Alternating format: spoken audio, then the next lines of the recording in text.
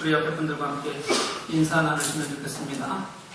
사랑합니다. 축복합니다. 잘 오셨습니다.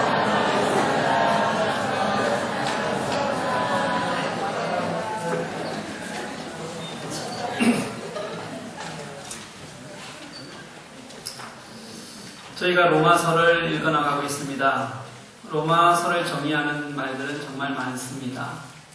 그런데 무엇을 어떻게 정의하는 것보다는 더 중요한 것은 로마서가 가졌던 영적 생명력, 영적 운동력이 아닌가 그렇게 생각이 듭니다. 로마서가 변화시켜낸 사람들을 보면 너무도 많습니다.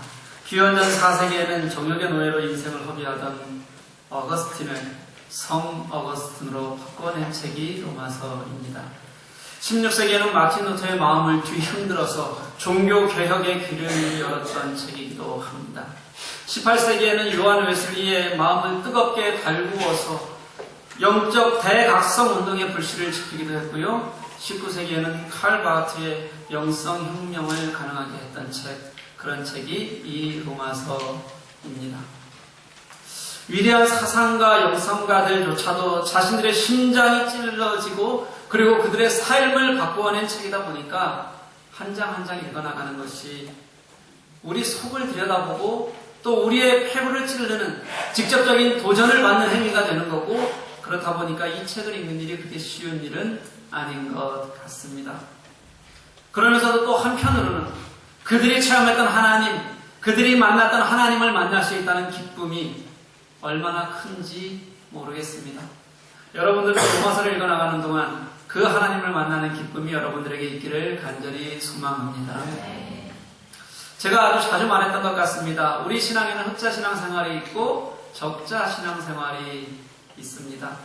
적자 신앙생활은 신앙생활 자체를 무슨 무거운 짐진자처럼 그렇게 고통스럽고 어려운 것으로 여기면서 신앙생활을 하는 사람입니다.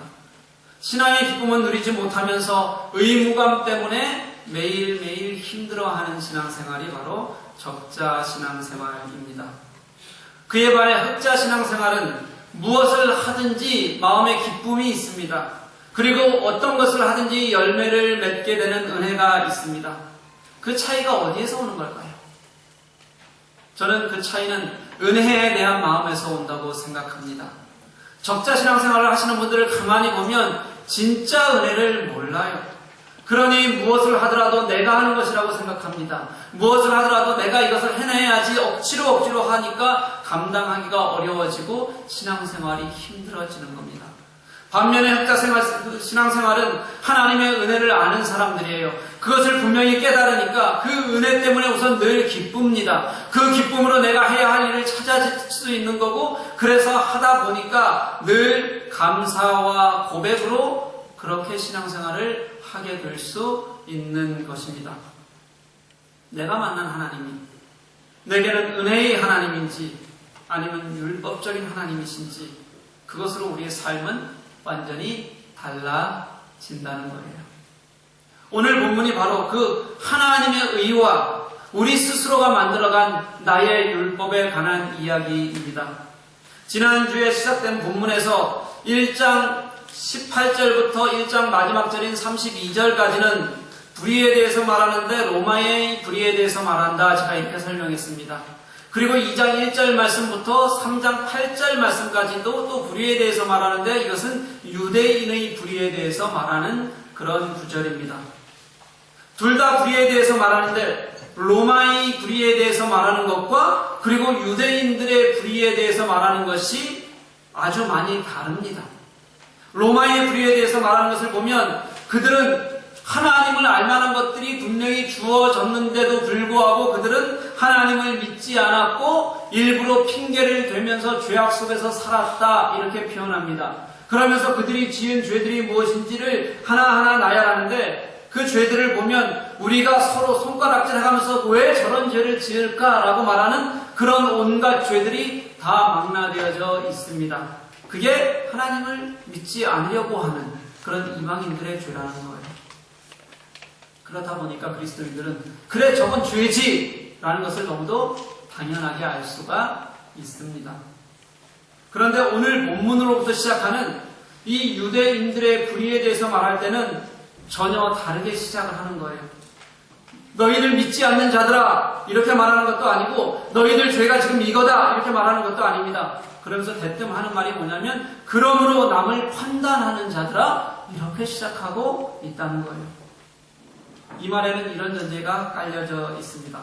그래 너희들 하나님 믿는 거 내가 다 알아. 그래 너희들 하나님의 법에 따라 산다고 그렇게 말하는 것도 내가 다 알아. 이건 이미 사도 바울이 전제하고 이야기를 시작하는 거예요. 그렇지만 너희들은 그럼에도 불구하고 남을 판단하잖아. 이렇게 바울이 이야기를 전개합니다. 하나님을 아는 사람들이 하나님을 안다고 말하면서도 그들은 남을 판단하는 것 이것이 옳지 못하다는 것으로 그렇게 사도 바울은 유대인들의 불의에 대해서 말씀을 시작하고 있다는 겁니다. 여러분 남 판단 잘 하십니까? 네라 그랬어요? 네, 네라 그러시는 분들이야 잘 들으시면 될 거고 아니라고 생각하시는 분들도 너무 긴장을 풀지는 마십시오. 남 판단하기 좋아하는 저 김집사 얘기인 것 같지만 사실 내 얘기일 수도 있습니다. 인생은 원래 사전성어로 뒤죽박죽이에요. 안 들어보셨어요? 네. 오늘 이 자리까지 오셨는데 하나님이 여러분들에게 무슨 말씀을 주시려고 하실 거 아니에요? 남의 얘기를 듣지 말고 꼭 나의 이야기로 나의 말씀으로 듣고 가시는 여러분들 되시기를 소망합니다. 네. 그럼 이 유대인들의 불의, 이 판단하는 문제, 이 문제가 어디에서 나왔는지가 더 중요합니다. 이게 바로 율법주의에 빠진 유대인들을 비판하는 상징적인 표현인 거예요. 그래서 지금 2장 1절에는 그냥 판단하는 자들아 이렇게 표현하지만 2장 12절부터 계속 유대인의 불의에 대해서 설명하는데 그때서부터는 에둘러 가지 않습니다. 줄기차게 율법의 문제를 계속해서 지적합니다. 원래 율법은 하나님께서 주신 것이었는데도 불구하고 그것이 하나님을 닮아가는 도구로 사용되는 것이 아니라 판단하는 도구로 사용되고 있었다는 거예요. 우리는 하나님을 믿지 않는 것을 죄라고 여깁니다. 또 우리는 살인하고 강도짓하고 사기치고 다른 사람들을 고통에 빠뜨리면 이것들이 다 죄인 줄 우리는 이미 압니다. 그래서 우리 옛 속담에 맞은 사람은 발 뻗고 자도 때린 사람은 편히 못 잔다 이런 말도 있잖아요. 만약 여기에 있는 누군가가 죄를 짓고도 편안하게 집에 가서 발 뻗고 자는 사람이 있거나 아니면 누구에게 잘못을 하고도 희열을 느끼는 사람들이 있다면 그것은 정신적으로 병자입니다. 정상적인 사람이 아닙니다. 내가 누군가를 때렸는데 내가 누군가를 분명히 속상하게 했는데 내가 누군가를 아프게 했는데 이걸 내가 알아요. 그럼에도 불구하고 집에 가서 발 뻗고 잘 자시는 분이 여기 있다면 그분들은 병원에 가볼 것을 강력히 권고합니다. 속담이 아니라고 분명히 얘기하잖아요. 제가 우리나라 속담들을 보니까 우리나라 속담은 성경 다음으로 권위를 부여해도 좋을 것 같은 이야기들이 굉장히 많습니다. 성경을 넘어서지 못하지만 속담이 얘기하는 대부분 내 얘기 아닌 것 같아도 맞는 겁니다. 그런 지혜가 있더라고요. 이렇게 문제는요. 불의를 행하면서도 불의인지 모르는 게 문제라는 거예요. 로마인들이 스스로 의라고 생각했던 것들, 그러면서도 자신들의 의를 쌓아가기 위해서 했던 불의들은 이미 욕망과 쾌락 덩어리들이었어요. 그래서 그들은 누가 보아도 저들이 짓고 있는 것이 불의이다라는 것을 누구도 다 알 수 있는 그런 것들이었습니다. 하지만 유대인들은 하나님을 아는 민족이잖아요. 그래서 그들은 하나님의 뜻을 안다고 얘기하면서도 그러면서도 하나님의 뜻보다는 자신들의 기준을 만들어서 그렇게 살아가는 거예요. 그게 율법이라는 겁니다. 율법의 시작은 분명히 하나님이셨는데 하나님과 뗄래야 뗄 수 없는 그런 풍부한 종교 속에서 나온 것이 분명한데도 불구하고 그 율법을 너무 강조한 나머지 율법의 행위만 남기고 그 율법 속에서 하나님이 하시고 싶어 하셨던 말씀은 그 내용은 뜻은 저버리고 살고 있게 되었다는 겁니다. 왜 그럴까요? 한번 율법을 자세히 한번 들어가 봅시다.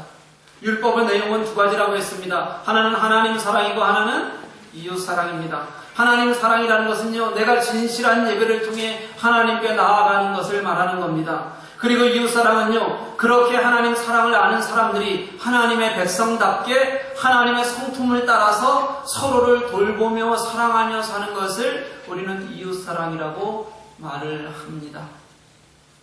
이게 율법의 내용이었어요. 그것을 통해서 하나님의 의가 세상에 드러나게 되는 것이고요. 그것을 통해서 하나님께서는 이 땅의 모든 영광을 받으시는 그런 하나님으로 그렇게 우리들에게 보이는 겁니다. 그런데 그들은 그 율법을 하나님의 의가 아닌 자신의 의로 바꾸어 버리는 작업을 해나갔던 거예요. 인간은 자꾸 자신의 의를 내세웁니다.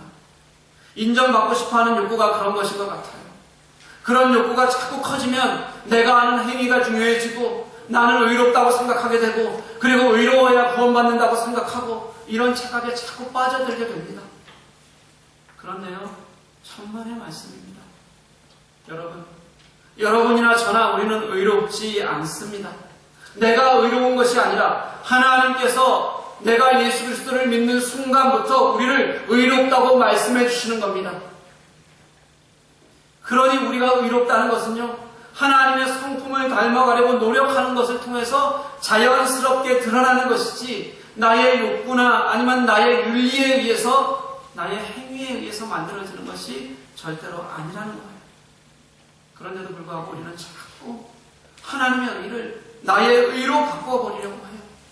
그렇게 하다 보니까 자꾸 하나님의 의가 왜곡되고 망가지고 시간을 더하면서 그게 더 단단해지고 구조화되는 겁니다. 그걸 우리는 신약성경에서 율법이라는 것으로 우리가 보게 되는 것입니다. 그러니 그런 율법이 우리에게는 없겠습니까? 지금 우리에게도 그런 율법이 가득 차 있다는 거예요. 지난주에 신앙사경회를 했었죠. 이동희 목사님 연세가 몇 세시라고 했는지 기억하세요? 80세세요. 목회를 굉장히 잘하셨고 한국 선교사에, 한국 선교 역사에 아주 큰 획을 그으신 그런 분이십니다. 교회 재정의 70%를 선교비로 지출하는 그런 교회를 만들고 섬기셨습니다. 원래 나이가 드시면 생각도 조금 완고해지시는데 그리고 또 목회를 그 정도 하셨으면 후배들에게 가르치고 싶은 것도 좀 많이 있을 텐데 어쩜 그렇게 겸손하신지 모르겠어요. 무얼 여쭈어도 그냥 아주 대단한 일인데도 불구하고 네, 그렇게 됐네요. 은혜였어요. 그냥 이렇게만 대답하세요. 제가 길지 않은 시간이었지만 그 목사님과 함께 지나면서 시간이 지날수록 정말 존경받을 만한 분이시다. 이런 생각이 들었습니다. 전주 안디옥교회가 1만 5천 명이나 되는 교회입니다. 아주 큰 목회를 하셨어요.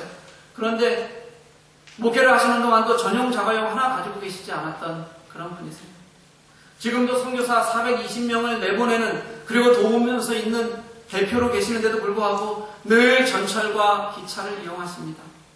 수많은 선교지를 지나다니시는데요. 가능하면 가장 값싼 비행기를 찾아서 경유하면서 이렇게 다니세요. 지금도 그러세요. 우리 교회 집회를 끝나고 월요일날 파리 집회를 위해서 이제 파리로 가셨습니다. 공항에 가서 제가 이제 짐을 붙여드리는데 짐을 붙이려고 하는데 짐을 못 붙이는 티켓이더라고요. 보니까 붙이려면 추가 요금을 내야 되는 그런 티켓이었어요. 싼 요금을 부르다 보니까 그런 것을 찾으신 겁니다. 그렇게 아끼신 돈은 다 어디로 들어가냐면요, 다시 100% 선교지로 다시 돌아가는 것을 제가 수도 없이 많이 보아왔습니다. 그런 모습을 보니까 제 마음이 얼마나 뭉클하고 너무 고마운지 몰라요. 그런 분들이 목회를 하고 계신다는 것 자체가 정말로 제게는 은혜처럼 그렇게 여겨졌습니다. 그 목사님이 사경의 첫날 가장 많이 하신 말씀이 예수님 한 분만으로 족하다. 예수님 한 분만으로 족하다. 이런 마음을 우리가 좀 가져야 된다는 것이었어요. 그래야 우리가 예수 믿는 사람답게 그분이 말씀하셨던 것처럼 선교사 사명으로 우리가 살아갈 수 있는 것 아니냐. 그렇게 말씀하셨다는 거죠. 사랑하는 교회 여러분, 우리가 스스로 의롭다고 내가 의를 만들어간다고 생각하는 그 순간 우리는 죄인이 되는 것을 깨닫는 여러분들이 되시기를 소망합니다. 그리고 우리는 나의 율법 속에 그때부터 매이게 되는 거예요. 그런 율법이 얼마나 하나님께 가는 길을 막고 있는지 여러분 이제 알아야 합니다. 그래서 바울은 오늘 본문인 2장 말씀에서 그 율법주의를 비판하는 겁니다. 그리고 비판만 하는 것이 아니라 그런 율법을 뛰어넘어 일하시는 분이 계시는데 그분이 하나님이심을 우리들에게 분명히 말하고 있는 거예요. 1절 말씀은 이겁니다. 우리가 남을 판단하는데 사실은 그 판단하는 사람들과 조금도 다르지 않게 행동한다는 거예요. 이게 사실은 우리의 모양이라는 거예요. 그러니 판단하는 자체가 자신을 정죄하는 것이 되는 겁니다. 남을 판단하는 것으로 내가 너를 정죄함이니, 이 말에서 판단하다는 것은 크리네인이라는 단어를 쓰고요, 정죄한다는 단어는 카타크리네인을 씁니다. 크리네인은 인간의 인간적인 행위를 판단하는 것을 얘기해요. 인간이 인간을 판단하는 것을 얘기합니다. 그런데 카타크리네인은요, 심판자가 죄를 묻고 죄를 선고하는 것을 얘기하는 거예요. 그러니까 무슨 말이냐면요, 우리는 다른 사람을 나의 잣대로 판단하지만 사실은 우리는 거기에서 한 발자국도 그 사람보다 나은 짓을 하는 사람들이 아니기 때문에 우리가 판단하는 자체가 이미 하나님으로부터 판단받는 그런 행위라는 겁니다. 이 말을 잘 풀어서 설명하는 게 3절 말씀이에요. 판단하고도 같은 일을 행하는 사람아, 내가 하나님의 심판을 피할 줄로 생각하느냐. 여러분, 손가락질하는 것은 굉장히 쉬워요. 얼마나 쉬운지 모릅니다. 그런데요, 그 손가락질의 대부분은 자기 의를 드러내고, 그것도 사실은 하나님의 마음 없이, 그 사람을 사랑하는 마음 없이 나의 의로 하고 있다는 것을 우리가 좀 깨달았으면 좋겠어요. 그리고 더 중요한 것은 우리 자신이 그런 손가락질을 받을 만한 행위를 그대로 하고 있으면서도 우리는 왜 모를까 하는 거예요. 정말 신기합니다. 법칙인 것 같아요. 남의 이야기를 잘하는 사람치고 다른 사람으로부터 똑같은 이야기를 똑같이 손가락질을 당하지 않는 사람은 찾기가 어렵습니다. 그리고 이것 자체가 눈에 뜨는 죄처럼 보이지는 않는다고 할지라도 오늘 말씀대로라면 똑같은 불의를 하나님 앞에서 행하는 것이고, 그리고 심판받을 만한 일이라는 거예요. 왜냐하면 그 이유가 4절에 나와 있기 때문입니다. 우리 4절 말씀을 함께 같이 한번 읽어봤으면 좋겠습니다.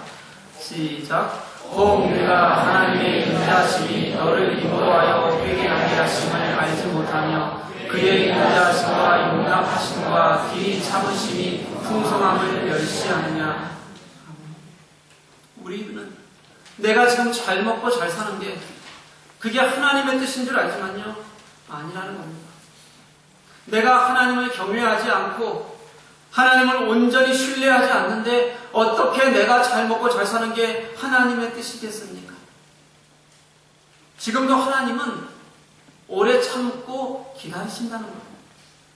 우리의 잘못들을 용납하시고 그렇게 인자하심으로 기다려 주신다는 겁니다.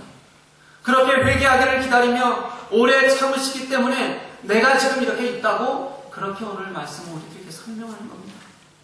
그러니까 나의 율법을 버리고 오래 참으시고 신실하신 그런 하나님께로 돌아오라, 그렇게 말하는 것과 동일한 겁니다. 한번 생각해 보십시오. 우리는 그래도 잘 살잖아요. 맨날 우리가 죽는 소리 해도 이만하면 잘 먹고 잘 사는 거 아닙니까? 이걸 감사하지 못하면 아마 어떤 것에도 감사하지 못할 겁니다. 그런데 내가 이렇게 살만한 것이 내가 잘해서 주시는 것이라고 여러분 정말 떳떳하게 말할 수 있으십니까? 여러분들이 그렇게 나는 하나님 앞에서 하나님을 진심으로 예배하고 진심으로 섬기고 그 하나님만 먼저 찾기 때문에 하나님께서 내게 축복하신다고 여러분 그렇게 정말 자신있게 말씀하실 수 있으세요? 아니라는 거잖아요. 모든 것이 하나님의 인자하심 때문이고 다 하나님이 나의 이 못난 부분들을 용납하시기 때문이고, 그 용납하시고 인자하신 마음이 크니까 그래서 나를 오래 참으시고 기다려주기 때문에 그래서 우리가 지금 있는 겁니다. 제가 지금 그래서 이 자리에 존재하는 거예요. 그러니 여러분, 내가 만든 율법들, 나의 판단의 잣대들, 그런 것들은 아무것도 아니라고 이제 고백하시는 여러분들 되시기를 간절히 소망합니다. 그 대신에 그래 하나님이 하셨지, 그래 하나님이 하시지, 하나님이 나를 참으시는 거지, 이렇게 우리가 날마다 읊조릴 수 있었으면 좋겠어요. 그래야 그 자리에서 나의 율법을 넘어서 일하시는, 내가 지금까지 만들어 왔던 것을 버리게 하시고 일하시는 하나님을 제대로 만날 수 있게 되는 겁니다. 그런 하나님을 만나시는 여러분들 되시기를 간절히 소망합니다. 그런 하나님께서 우리 속에서 일하시게 되면 그때부터 하나님의 의가 드러나는 거예요. 그렇게 하나님이 일하시고 하나님의 의가 드러나게 하기 위해서 우리가 해야 할 가장 기초적인 것 세 가지만 제가 말씀을 좀 드릴게요.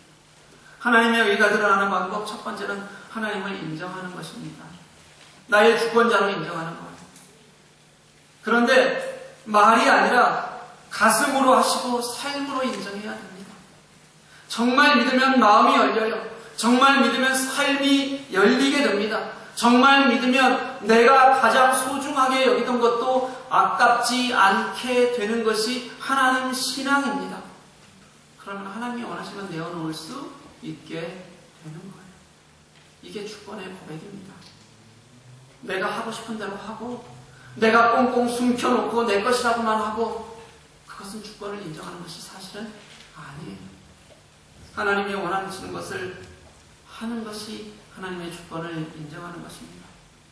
그래서 내 삶 어디에서라도 하나님의 흔적이, 하나님의 일하심이 흔적으로 나타날 수 있도록 함께하는 여러분들 되시기를 간절히 소망합니다. 두 번째가요, 율법의 잣대는 버려주시고 여러분들 은혜를 품으세요. 아까 말씀드렸잖아요. 은혜를 품지 않으면 우리가 적자 신앙생활에서 벗어날 방법이 없습니다. 나에게도 그렇고 남에게도 똑같이 그렇게 하시면 좋겠어요. 유대인들의 율법을 한번 보십시오. 바리새인들은 율법 잘 지킵니다. 지킬 능력이 됩니다. 자신들이 지킬 수 있는 방법으로 율법을 만들어가는 거예요. 그렇지만 껍데기는 있어도 내용은 없다는 거예요. 그런데 서민들은 못 지켰어요. 서민들은 율법을 지킨다는 자체가 고통스러운 일이었습니다. 그러니 못 지키면서 그것 때문에 늘 자신들은 죄인이라고 손가락질 당하는 삶을 살 수밖에 없었던 거예요. 사랑하는 여러분, 죄송스럽지만 지금 여러분 실력으로는 바리새인의 바자도 쫓아가지 못합니다. 진짜 그래요. 우리는 당시의 일반 서민 정도 수준에 미치지 못해요. 그런데도 누가 요구하지도 않는데도 불구하고 왜 스스로에게 율법의 잣대를 갖다 드리겠어요? 왜 내가 지키지도 못할 율법을 만들어 놓고 하나님께로 가는 길을 철조망을 쳐놓고 스스로 막고 계시냐는 거예요. 왜 그 하나님의 은혜를 스스로 버리고 사냐는 거죠. 그리고 그것이 나에게만 하면 좋은데 또 다른 사람들에게도 드리됩니다. 그리고 지키라고 말을 해요. 그래서는 절대 은혜 속으로 들어갈 방법이 없습니다. 율법을 버리고 은혜를 사모하는 여러분들 되시기를 소망합니다. 여러분은 왜 자꾸 힘들어요? 은혜를 모르기 때문이에요. 은혜를 누리세요. 내 스스로가 아니라 하나님께서 주시는 은혜를 마음껏 누리되 그 은혜는 방종도 아니고 흐트러짐도 아니라는 것, 그거 하나만 여러분들 기억하시면 돼요. 그리고 하나님의 은혜한테 거하는 겁니다. 하나님의 은혜이니까 하나님 안에서 거하는 것이 너무도 당연하고 하나님이 주시는 감동을 느끼는 것이 너무도 당연하고, 그래서 결국은 내가 하나님의 품이 좋으니까 하나님 안에서 기쁨을 누립니다. 하나님 안에서 사역합니다. 그런 결단을 하시는 여러분들 되시기를 간절히 소망합니다. 여러분 많이 힘드시잖아요. 어려운 일들이 많을 겁니다. 때로는 절망되는 일들이 여러분들 삶에 왜 없겠습니까? 때로는 두려움이 여러분들, 갑자기 나를 덮는 일들이 왜 여러분들에게 없겠어요? 아픔이 있고 이 아픔이 외로움이 될 것입니다. 그럴 때가 얼마나 많아요. 그때 하나님의 은혜를 여러분들 떠올리셨으면 좋겠습니다. 하나님께서 목숨까지 주셨는데 더 무엇을 주지 않겠냐고 말씀하시는, 그렇게 우리를 찾아오시는 하나님의 은혜를 여러분들 생각해 보시고 그리고 그 하나님과 함께 이겨낼 수 있었으면 좋겠어요. 그때 나의 문제가 해결되는 것을 여러분 볼 거예요. 그때 하나님을 만나는 기쁨이 무엇인지 여러분들 분명히 느낄 수 있을 것입니다. 혹시 나의 속에 율법이 있습니까? 여러분 버리십시오. 은혜 없이 내가 살아가려고 하는 시도조차 하나님께 매달리지 않는 것조차 사실은 율법입니다. 그런 율법을 다 버리시고 하나님과 함께만 내가 은혜로 살겠습니다. 그런 고백으로 기쁨을 누리는 여러분들 되시기를 간절히 소망합니다. 세 번째로요. 내 것을 좀 내려놓을 수 있어요. 우리는 사실 너무 많이 가지고 살고 있어요.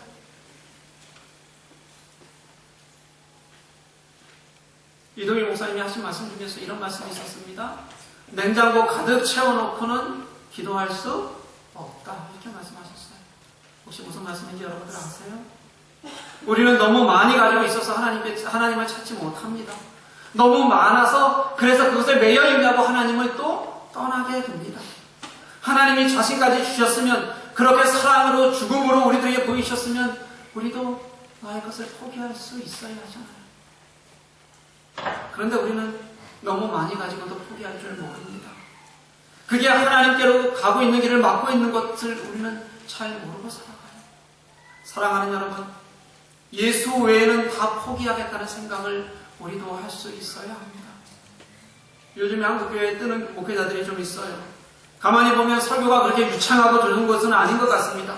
그런데 그분들이 늘 하는 고백이 있습니다. 뭐냐면 예수 한 분만으로 나는 족하다 이렇게 고백하는 목사님들이시고요. 그리고 늘 보면 정말 삶으로 그것을 보여주어서 사람들에게 감동을 깨닫게 하시는 그런 목회자들이 요즘 뜨더라고요. 우리는 그런 고백에 목말라 하는 사람들이 되어야 돼요. 자꾸 고백해야 됩니다. 지난 주일날 나는 선교사다 10번 정도 하셨습니까? 15번 하셨습니까? 그리고 나가면서 뭐라 그랬다고요? 출근하는 남편에게 뭐라고 얘기하라고요? 네, 그렇게 얘기하라고 한번 해보셨어요? 애들한테 하셨어요? 네. 설교 끝나고 나니까 저한테 어떤 분이 와서 이렇게 말씀하셨어요. 나는 선교사다. 그게 뭡니까 도대체? 창피하게 그걸 어떻게 해, 유치하게. 이렇게 말씀하시는 분이 계셨어요. 그래서 제가 그냥 앞뒤 안 가리고 그냥 하세요. 뭐 시키면 하지 말이 많습니까? 그거 하는데 돈이 들어요? 그렇다고 여러분 자존심이 상합니까? 그냥 하세요.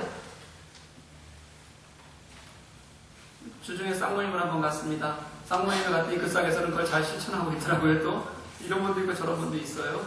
그런데 그 싹에서 실천하는 그 싹에서는 그게 서로에 대한 내 마음에 하루를 살게 하는 별거 아닌 것 같은데 결단이 되고 힘이 되더라 이렇게 말을 하더라고요. 그리고 사람을 바꿔내는 힘이 되기도 하더라. 이렇게 얘기하는 겁니다. 사실 얼마나 유치해 보입니까? 저는 유치해서 못 시켜요 그런 거를요. 여러분들 나 부끄러워서. 근데 그 목사님은 80년 내공이 있으시니까 그냥 막 시키시는 거예요. 해보니까 우리의 삶이 변하는 거 아닙니까? 여러분 내가 예수만으로 족하다. 여러분 그렇게 입술로 늘 고백하는 여러분들이 되십시오. 아닌 것 같아도 그냥 그렇게 계속 고백하십시오. 그럼 여러분의 삶 속에서 정말 내가 예수만으로 족하다는 삶을 여러분들이 분명히 살고 있는 나를 언젠가는 발견할 수 있을 것이라고 저는 확신합니다. 그 자리에서 하나님의 의가 들어가고 하나님의 일하시기 시작하는 거예요. 사랑하는 여러분, 내가 나를 나타내려고만 하면 나의 의를 구하면 그게 율법입니다. 내가 스스로 의롭다고 생각하고 판단하기 시작하면 그게 율법입니다. 우리는 깨닫지 못하지만 하나님께서는 그것조차 심판받을 만한 일이라고 우리를 책망하고 계시는 겁니다. 이제 율법이 아니라 하나님의 의로 살아가는 우리가 되십시다. 하나님의 의를 위해서라면 나의 율법은 내려놓고 예수 그리스도 한 분만으로 내가 족하다고 고백할 수 있는 여러분들이 되시기를 간절히 소망합니다. 그런 공동체가 아름다운 공동체예요. 그런 공동체에서 하나님의 영광이 드러나는 겁니다. 다 사라져도 다 없어도 정말 예수만 있으면 족한 사람들. 그 예수님이 나와 함께 하시니까 그래서 내가 하나님의 영광과 하나님의 의를 드러내면서 살 수 있습니다. 이렇게 고백할 수 있게 되는 것입니다. 은혜가 넘치면 그게 하나님의 의가 됩니다. 예수 그리스도만 바라보면 그게 하나님의 의가 됩니다. 그런 삶을 기뻐하는 저와 여러분이 되시기를 주님의 이름으로 간절히 축복합니다. 우리 함께 찬양하시겠습니다.